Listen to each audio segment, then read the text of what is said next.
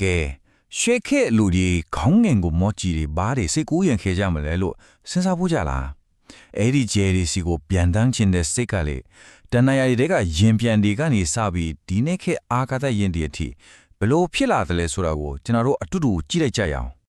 ဟုတ်ပြီအထီးကမိခွန်ကတော့ဒါပါပဲတန်တာဤထဲကဝေမာနရင်တွေပြီးတော့တစ်ပတ်မြင်ကနေမွေးဖွားလာတဲ့ဒီနေ့ခေတ်အာကာသရင်တွေအဲ့ဒီနှစ်ခုကြားမှာဘလို့မျိုးစိတ်ဝင်စားစရာကောင်းတဲ့ကွာခြားချက်တွေရှိနေမလဲကဲတစ်ချက်ချင်းစီလေ့လာကြည့်ကြရအောင်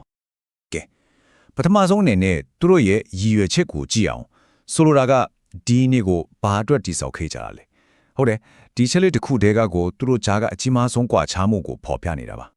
တစ်ချက်ကြည့်လိုက်တာနဲ့ကိုသူတို့ရဲ့ပန်းနိုင်တွေကလုံးဝကိုကွဲပြားနေတာတွေ့ရမှာပါဒန္တာရီထဲကဝိမာနာတွေကိုကြည့်လိုက်သူတို့ကနတ်ဖျားတွေရဲ့စစ်ပွဲတွေမှာသုံးဖို့လောကတွေကြဂူလူသွားလာဖို့အတွက်တဲ့ဒါပေမဲ့တစ်ဖက်မှာကျတော့ခေတ်သစ်အာကာသယန်တွေကတိတ်ပြန့်ညာတဲ့တကယ်ကိုအစွမ်းထက်တဲ့ကီးရီယာတွေပေါ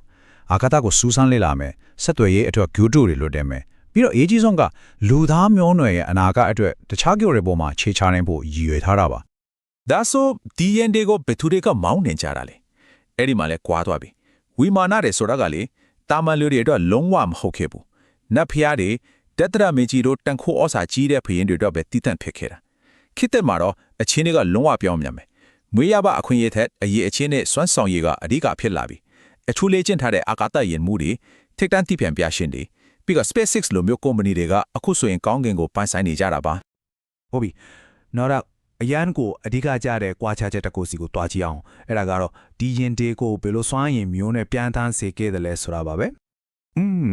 ဒီရင်တေကိုဘာကစွမ်းအင်သေးတယ်လဲဆိုတဲ့ချက်ကတော့ဒန်ဒါယီနဲ့လက်တွေ့ကိုရှင်းရှင်းလင်းလင်းမင်းတစ်ကြောင်းတားပြလိုက်တယ်လို့ပါပဲဝီမာနာလေးဘက်မှာဆိုရင်စိတ်စွမ်းအင်တို့မန်ဒယာရဲ့တန်ကိုတို့ဒါမှမဟုတ်စွမ်းငင်အားကိုစန့်ကျင်တဲ့လူဘစန့်ကျင်ပညာရက်တဲ့နဲ့ပြန်နှမ်းတယ်လို့ဖော်ပြကြတယ်ခေတ်သစ်မှာတော့အဲ့လိုလုပ်လို့မရတော့ဘူးလေရုပ်ပိုင်းဆိုင်ရာစွမ်းအင်ကိုပဲအားကိုးရတယ်ဟိုက်ဒရိုဂျင်နဲ့အောက်ဆီဂျင်ကိုမီးရှို့ပြီးရတဲ့အင်မတန်ကြီးမားတဲ့တွန်းကန်တာ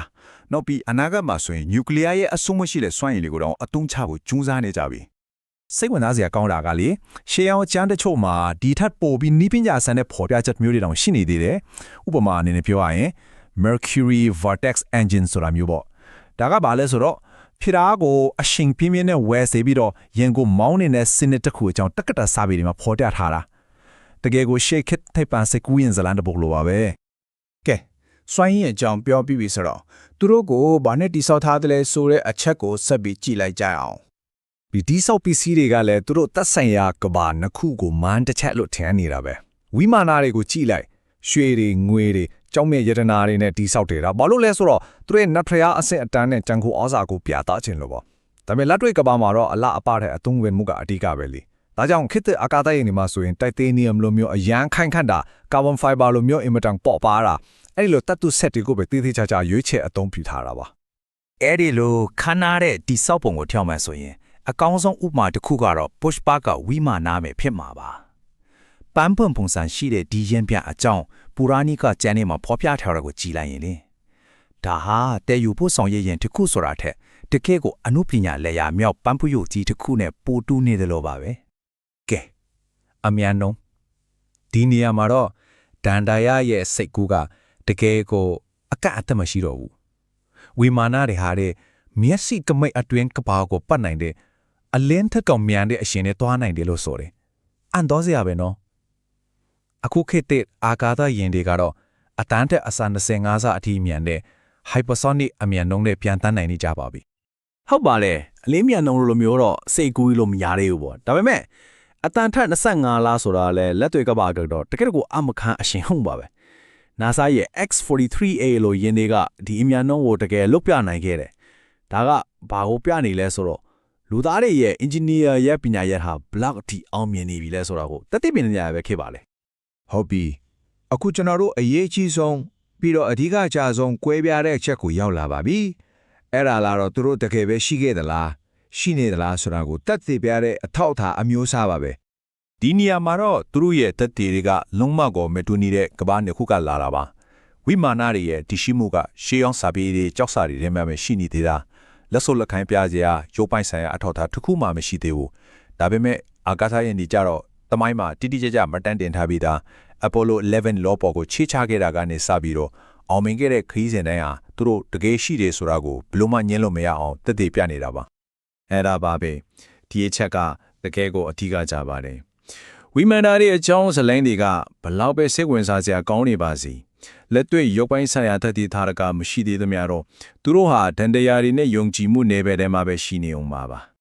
ကဲဒီလောက်နိုင်ရှင်ပြီးတဲ့နောက်မှာတော့ကျွန်တော်တို့ဘယ်လိုနှီးကုန်းချုပ်လို့ရမလဲဒီရားတွေကနေဘာကိုမြင်နိုင်မလဲ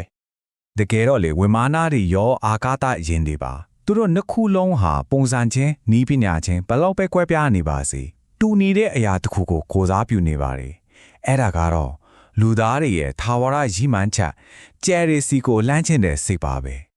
ပြောရမယ်ဆိုရင်ဝိမာနာတွေဟာပြန်ထမ်းခြင်းဆိုတဲ့အိမ်မက်ကိုကိုစားပြုတယ်ပြီးတော့အာကာသယင်တွေကအဲ့ဒီအိမ်မက်ကိုပဲတိတ်ပန်တဲ့အင်ဂျင်နီယာပညာရက်တွေတုံးပြီးအမှန်တကယ်လက်တွေ့အဖြစ်အခေါင့်အထည်ဖော်နိုင်ခဲ့တာကိုကိုစားပြုနေတာပါ